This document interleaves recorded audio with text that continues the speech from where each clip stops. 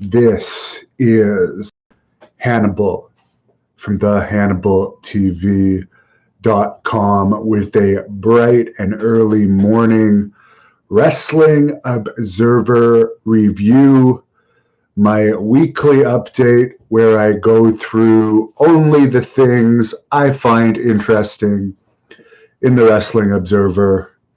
There's a lot more to it, results, so much more that I don't get into. So I'll start off with the WWE news.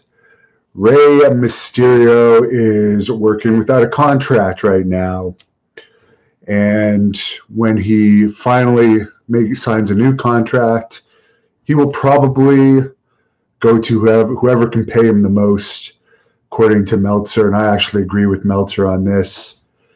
And the Observer brings up the fact that one key in Mysterio re-signing with someone would be Dominic, who we don't know what AEW's future will hold. It's a new company. If WWE wants to keep using Dominic, that might play a big factor into where he goes. But AEW could make him a good offer, but he would be a big fish in a small pond at AEW. So we'll see what happens. A&E has began working on a documentary about the life of Steve Austin, who has watched numerous videos on this channel, and I have a lot of respect for him. And I'm already looking forward to watching that documentary. I am a big fan of his podcast too. I do believe people always say, a lot of people say I'm the best shoot interviewer in the world. I will give that to Steve Austin. He is the number one. So yes, he has my respect on that too. But one day I will eclipse him. I'm still younger than him as far as a shoot interviewer goes. For his wrestling career, I think he holds so many records, it'd be tough for anyone to ever even touch his records these days. And by the way, Steve Austin still has more charisma than anyone on the WWE roster other than possibly Ric Flair.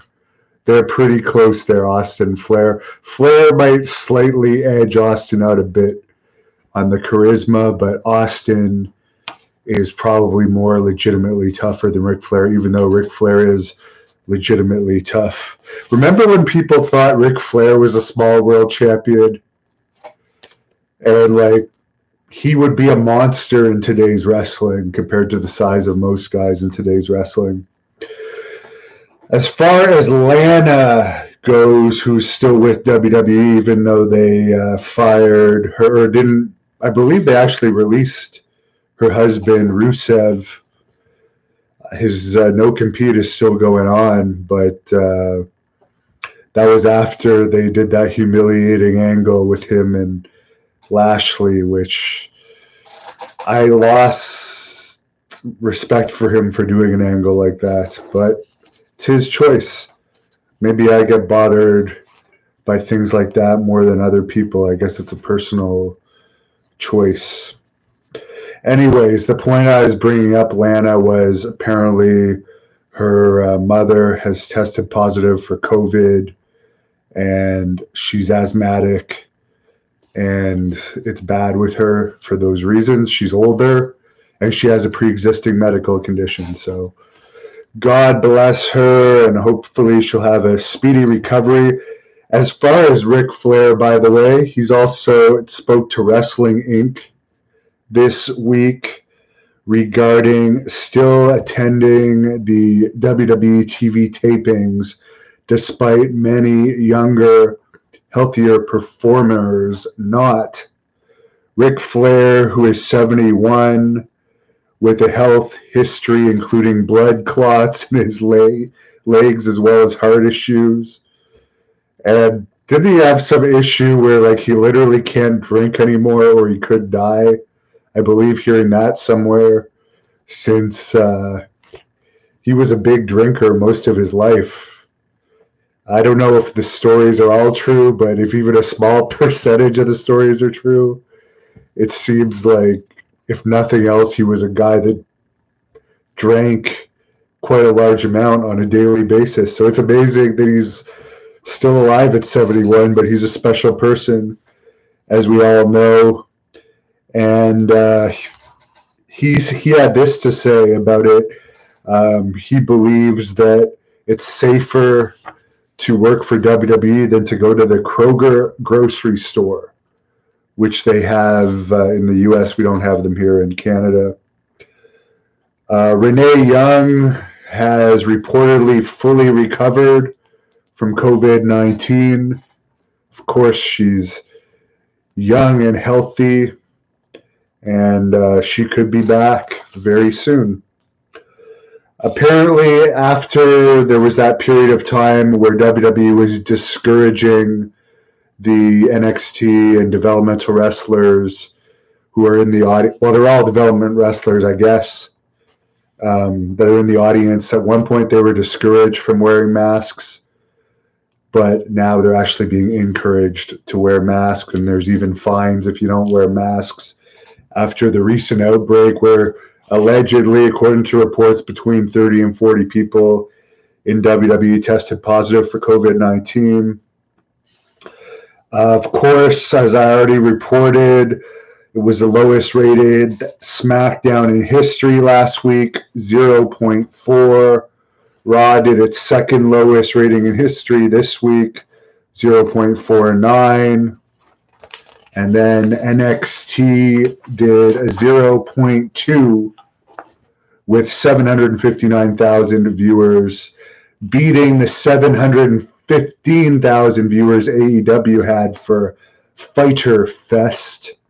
But AEW did a 0.28 rating in the 18 to 49. So although both ratings were in the 0.2s, which you can't say would be considered good at all, AEW had a slightly higher rating. However, they did lose in viewers, 759,000 to 715,000. I have already reported I tried to watch the Chris Jericho match against Orange Cassidy. I won't get into it again. Somebody pointed out in the comments they're only working once a week. They got those big contracts. You'd think they could put on a little more muscle mass. And I agree. A wrestler should not look like a seventh grader. In my opinion, there's far too many small wrestlers these days, too high of a percentage. And many wrestlers, most wrestlers in this day and age, do not know how to sell a fight. That's why, one of the main reasons why there's so little interest. Drew McDonald's idea of selling a fight is to tell the world how good friends he is with the person and how cool the person is before he wrestles them. So if you think that's going to make people watch pay-per-views, tune into shows, I believe Drew McIntyre is the lowest drawing WWE champion of all time, both in ratings and attendance, even though he alleged in one of his lovely interviews that Jinder Mahal's reign wasn't well received. Jinder Mahal kicked your ass in ratings and attendance. So that's what I have to say about that. In AEW news regarding Brian Pillman Jr., he did appear on AEW Dark against Shawn Spears. Apparently, he's tried to get out of his MLW contract, but they won't let him. But they are going to let him wrestle for AEW because there's no conflict. MLW isn't running shows right now. But he's stuck in the MLW contract. Similar to MJF, he started wrestling for AEW while he was still working for MLW, and worked for both for a while before his MLW contract ran out. Now, I actually like MLW, and I hope that things can get back going for them because from what I've seen, I've liked, and there's many people in the company I think are good. The ones that I know that are pretty good are Alex Hammerstone for sure, Davey Boy Smith Jr., Tom Lawler, who's wrestling for New Japan now as well, The Sheik, and of course Jacob Fatu, to name those 5 off the top of my head. So they do have some good talent in MLW. They just need to get running shows again because wrestlers do need to make money. They need to make money. Health is important, but you do kind of need to make money. Because your health is going to, when you're not making money, it becomes very stressful. You can't feed yourself. You don't know what your future is going to hold, among other reasons. But that's been one of the worst parts of the lockdown is businesses going under, people losing their jobs. So let's hope a vaccine arrives sooner or later, or a fast cure, so things can get more back to normal. Impact has some very interesting news. According to Dave Meltzer here, Impact Wrestling, their parent company, Anthem Wrestling Exhibitions, LLC, has filed a request for a loan between $150,000 to $350,000 to retain 106 jobs. So that is not a good sign of the financial state of Impact, who, by the way, Jeff Jarrett's lawsuit against Impact started last week, but it's been paused due to COVID-19. It's going to resume again July 21st. If Impact's hurting for money, Jarrett's working for WWE right now.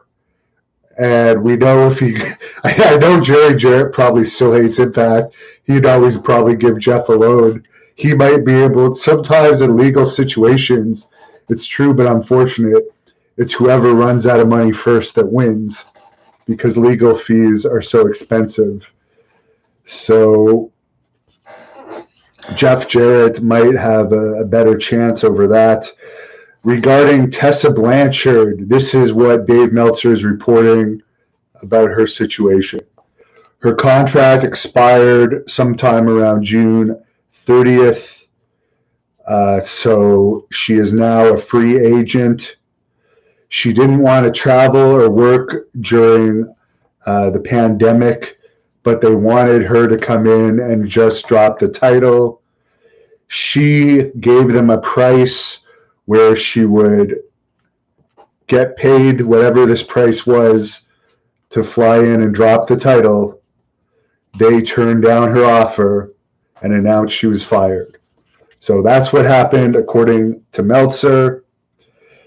Regarding Killer Cross, or Karrion Kross, I think he's known, I like the guy. I met him at a PCW Ultra show in January, back before everything went south. And I interviewed him. You could check it out on the Hannibal TV. Good guy. I think he has the highest potential of anyone on the WWE roster right now for future stars. By far, actually, I don't think there's anyone that touches him for most future potential than Karrion Kross. But Meltzer brings up there was a major issue going on with him and Scarlett when they were with Impact. They were both under contract, but wanted to leave because they knew WWE was interested in them. It ended up that they released Scarlett, but Impact just basically stopped booking Kross and made him get pulled from the AAA show at the Hulu Theater in New York City, where he was supposed to be involved in something with Cain Velasquez, which of course would have been cool for him. And then eventually his contract ran out and he was released and signed by WWE, or they may have released him a little bit before his contract ran out. But this goes to show you the people running Impact. Now Cross is like very much over in NXT, very popular, good heel. And Impact had him under contract and didn't even use him. They'd rather make a 120-pound girl a champion only to have her screw over the company than push a guy that I believe is a legitimate fighter, Karrion Kross, who I liked. I have to say I liked. I thought I was friends with him, actually, to be honest with you. I like him. As far as Japanese wrestling, New Japan will be putting on two shows, July 12th and 11th at Osaka Joe Hall. Probably, I'm not pronouncing that correctly, but they'll only be able to have a maximum of 30% capacity, which is about 3,600 fans. So that would make them the first company to really run a show in front of a decent-sized crowd. I'll be perfectly honest. I'll be shocked unless it's an outlaw promotion that isn't getting insurance, because I can only imagine what insurance would be in some small hall that doesn't care if you run with insurance or not. I can't see places in Canada allowing independent wrestling events this year, the way things are going. People are saying they might not even open the U.S. to Canada border this year now. I really hope that's not the case. Truly, truly do. But that's the way things are looking. So Japan has a very low number, so I guess that's why they're allowing things at 30% capacity. But one of the reasons I think it wouldn't work for an indie show is because it's hard enough to make money to begin with at an indie show. I'm sure insurance would be more expensive with COVID. Then if you could only have your building at 30% capacity, and you'd have to have people in the building probably enforcing social distancing and so forth, that would add costs. And then the risk involved, if a wrestler or fan catches it at your show, that would be risky. As far as Mexico go, there's no update on when anything will run there. I don't know how great the medical system is there, but I hear that COVID is really doing a number on people in Mexico, and there's actually been wrestlers dying. I don't follow Mexican wrestling. I only know like the main wrestlers, basically the guys that were featured when WCW was using them, and the legends like Mil Mascaras. But some have reportedly died. I don't know the age or the health of the ones that died, but not good. So I'm sorry to hear that. The Hulk Hogan bio movie that Chris Hemsworth is playing Hulk Hogan for is starting filming soon, apparently. So that should be an interesting one. I wonder if they're going to be going through Hogan's version of the truths for this movie or a more accurate telling. I don't know. Unfortunately, WrestleCade has been canceled this year, and this goes for what I was just talking about. WrestleCade is a big convention in Winston-Salem, North Carolina, Horseman country in WCW territory. But you can't plan things for November not knowing if it's going to happen or not. So they're not going to spend the money booking stuff off and sending people deposits and so forth when you don't even know what COVID is going to be like by then. So good decision by then. I mean, the Rhode Island Comic Con, which I covered a few years ago, they've already canceled for November, and that's a huge Comic Con. There's a UFO Congress that was supposed to be in Phoenix in September that I really want to go to. It has also been canceled. So this is all I can do is hope that this is just a low point and things won't get lower for this world. But to finish off the news, Scout Comics will be publishing 1,000 copies of Assassin and Son, which is a comic book written by Shad Gaspard and the wrestler that portrayed Muhammad Hassan, who, if you don't want to know what he's been up to, he's a principal in Syracuse, New York. Search Muhammad Hassan, the Hannibal TV, and you can see my little interview with him. So on to the UFC news. Of course, the Gilbert Burns was supposed to fight Kamaru Usman on Saturday. However, we all know George Masvidal is taking his place. So far, I've seen episode 1 to 4 of the Embedded series.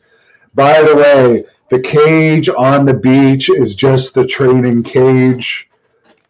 As much as everyone wants the card to take place outside, the card's going to take place inside, from what I understand. Apparently, it's brutally hot there, so it's unlikely that they're going to do it outside. It is going to be inside. I just don't want to accept the truth that they're not going to do it on the beach after hearing about this Fight Island since like months now.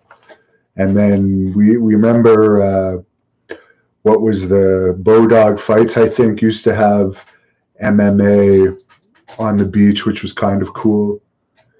Seeing the ladies in bikinis and so forth in the crowd. But then again, it is in Abu Dhabi, where I don't even know what the policy is as far as the culture there, if girls could even be seen in bikinis without being put in prison. I don't know who it applies to and what the rules are in a place like that. So that should be an interesting fight, Masvidal versus Usman. I'm not really a fan of the 170-pounders, but I will follow it. The Saturday show is going to be the first of 4 events in Abu Dhabi for the Fight Island shows. Apparently, according to Meltzer, it's a deal with Saudi Arabia a deal with Abu Dhabi similar to WWE's Saudi Arabia deal, where the expense of the crew and the testing is going to be a lot, but Abu Dhabi is helping pay to bring them there. They're paying for all the transportation, COVID testing, logistics, accommodation, food, individual training facilities, and UFC a site fee. Plus, they're getting the money from ESPN for putting the pay-per-view. So it's a big moneymaker for UFC to do this show in Abu Dhabi, in other words. So that's why they're going there, because if they went to the Apex facility, first of all, it stands out more as Fight Island. The concept, anyways, is a little unique. And then they're getting money from Saudi Arabia, and Saudi Arabia is paying for a lot of stuff. So there's your answer on why they're going there, even though I guess if you're an international athlete, you can now go to the U.S. So originally the idea for Fight Island was for people that weren't U.S. fighters, but now I guess this is the reason. I already did an update on this. There was a lot of feedback on it about this Mike Perry terrible incident that happened at a bar on Tuesday night called Table 82 in Lubbock, Texas. He was basically charged with a misdemeanor assault, and the restaurant could charge Perry without for not paying his bill. And the situation is, I guess, Perry struck an older gentleman, an employee, and I guess, according to his girlfriend used the N-word, I guess. And the older guy that he struck actually was knocked out either by the punch or hitting his head on the pavement. I did watch the video, and it's clear that this guy was out of control, and you do not want a representative of a major company behaving like that. The older guy was walking towards him, but for all of the people that said he threatened that he was going to hit the guy, then he hit the guy, so the guy shouldn't have kept walking towards him. You're a professional fighter in the UFC. This is an old man. Like, I've been a bouncer for, I was a bouncer for literally about 18 years and did security for about 18 years. Why do you have to punch an old man? You're obviously an expert grappler and wrestler. You could easily control him or just take him down and hold him down. Why strike him and make his head crash? So yes, that's terrible. Apparently he's gone straight into rehab, and UFC put out this statement. They say UFC is aware and troubled by the video that was released last night concerning Mike Perry. The conduct displayed by Perry is not reflective of that of our organization. Perry apologized for his behavior and acknowledged he was disappointed with himself that his actions may have reflected poorly on the UFC. He further acknowledges he has some issues related to alcohol abuse and informed UFC that he has committed to immediately seek professional treatment, including substance and behavioral counseling. At this time, UFC has informed Perry that he will not be offered a bout, and the parties have agreed to evaluate the next steps following the completion of Perry's health program. So they're making him go to rehab, and they'll reevaluate after that. But that was pretty bad. I know alcohol played a factor. That's just a bad situation. I feel bad for everyone involved in that. In Bellator news, there's plans for a July 24th show at the Mohegan Sun Casino.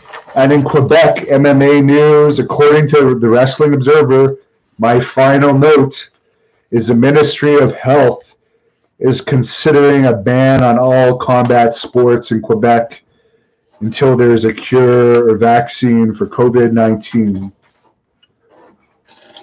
To my knowledge, no MMA has happened in Quebec, to my knowledge, since lockdown started.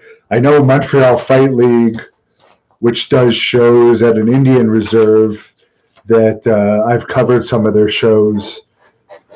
I have friends in that company, and I'm a supporter of them, actually.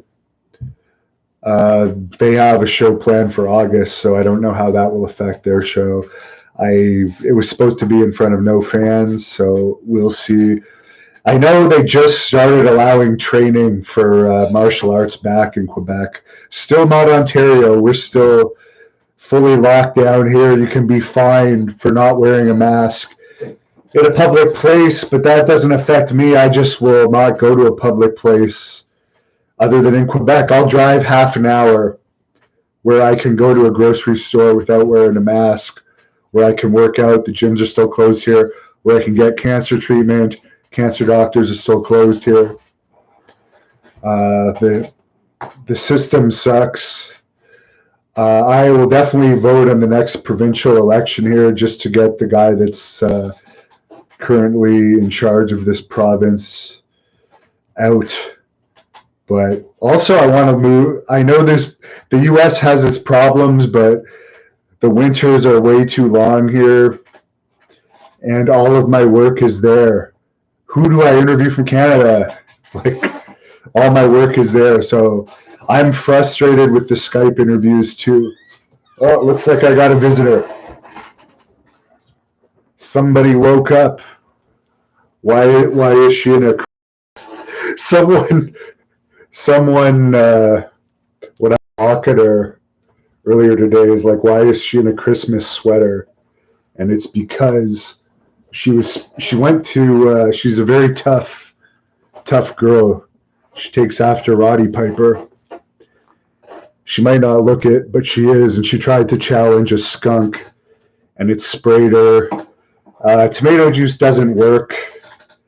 There's other substances that work, but they have their own smell to get rid of the skunk smell. And we ended up having to shave her. So she's got a summer haircut right now. I'll answer a few of your questions. Chris Lee says, good morning from the East Coast. Corey Van Dyke, I already covered this recently. I don't know how Billy Jack Haynes is doing. I hope he's doing well. Lenny Thompson, hey bro, thanks for keeping us in the loop. I've been a professional wrestler since '89. This is a weird time in our business. It's a really weird time in this business. I think it might be good though for independent wrestling when the lockdown ends and everything ends. I think there's been a lot of bad independent wrestling over the years that have killed some towns. So maybe with the breaks are always good. Get the bad taste out of people's mouths in the towns and come back with some fresh shows and do a better job. Horace Stew says he loves MLW, best promotion in the game. That's what I've heard. I haven't heard much about him. Haven't followed much, but from what I've heard, they're the best promotion in the game as far as storylines that make sense. Daryl Chase says gender sucks. Well, I had my fun with him, hanging out with him over the years, wrestling him, going out to clubs with him. We had a lot of fun over the years. He is a fun guy to go out with. Very good ladies, man. And I really like him. It's too bad he's been plagued with injuries. Shitty Vlog says, loved my work in IWA Puerto Rico. I hear that there's no wrestling going on in Puerto Rico either. I think IWA has something planned for December, but who knows where everything will be by December. I did talk recently to a police officer friend of mine in Puerto Rico who said that the lockdown hasn't changed. They already have a very high crime rate, but he said at least the lockdown hasn't changed the crime rate much. So that's good. My thoughts on Thatcher. If it's the other Thatcher, I forget his first name. I haven't seen anything of him. The real Dr. Shock says, respect that, love your platform. Thanks for keeping wrestling cool. Josuke Higata, who looks from his picture. No, I was going to say, I thought you were Japanese. I don't know what you are. And it's 5:19 in the morning, so who knows? What do I think of All Elite Wrestling? I tried to watch some of it. I lasted 2 minutes through the main event, which I guess the main event is technically the best part of the show in theory. So I won't say more than that. New York King 10 says, please upload more videos of the Warlord. I did do a 2-hour plus interview with the Warlord today, and it will be on Patreon sometime Friday, before midnight on Saturday. It should be up. It's processing now on patreon.com/thehannibal.tv, where people pay $1.99 a month to watch my full shoot interviews ad-free. It was a good interview. I like the guy. I'm interviewing someone else tomorrow, Raven next week. constantly working on interviews. Thank you for all my Patreons and people that tip me that help fund this channel. Don Keyball says it's 3 a.m. where he is. Ryan Butler says King of the Cage is having outside events, or they had outside events. They had a match where it was raining, people were slipping. McCarthy refed it. Oh, there have been MMA events outside, yes, and I have seen MMA events in the rain, which is crazy, but I guess they don't want to cancel the events. Rondell says Fox is showing replays of old matches that actually drew ratings. Agent Smith says problem with wrestling, they make it all about sexuality, not really about competition anymore. I don't know. I think it's also not believable at all when you have Chris Jericho 230 plus. He looks like it anyways, bumping up and down for like a 5'7" Orange Cassidy, and not to leave WWE out of it. The Street Profits versus Viking Raiders match, some guy gets speared through glass and he's up like a minute or less later, like nothing happened. We're back in the barbershop days with Marty Jannetty and Shawn Michaels, an actual feud and memorable angle would come out of something like that. So it sucks. And someone says, Peter Grimshaw says, R.I.P. Bruiser Brody. What would happen if Bruiser Brody wrestled Orange Cassidy? Honestly, what would happen? You guys tell me. You all know the answer. I'm going to call it a night. On that lovely note, my dog is asking me for a walk. Have a good one. Thanks for all the comments and questions.